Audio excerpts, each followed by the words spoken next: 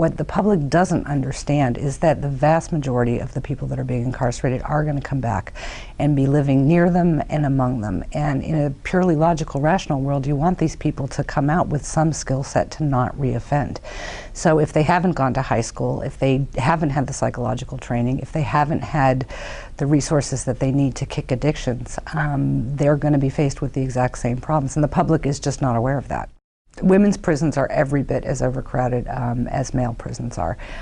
In some cases, they are significantly more overcrowded because the conviction and incarceration rate for women has jumped in really gigantic proportions in the past few years. So in the last 3 decades, there's been a 700% increase in the incarceration rates for women.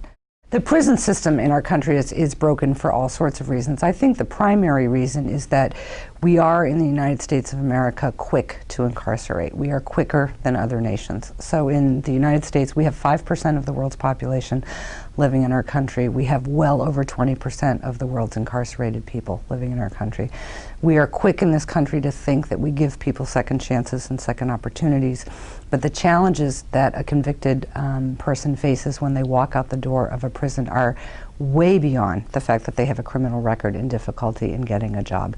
They have difficulty in reuniting with their children, they have difficulty in finding housing, they have difficulty in applying for education grants, they can never vote again. It goes on and on and on. And the American public ought to be asking itself, are we in fact the land of second chances?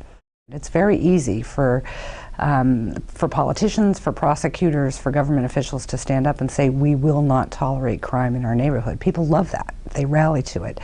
Much more difficult to stand up and say, we're going to increase education funding for incarcerated people. We're going to increase services for incarcerated people.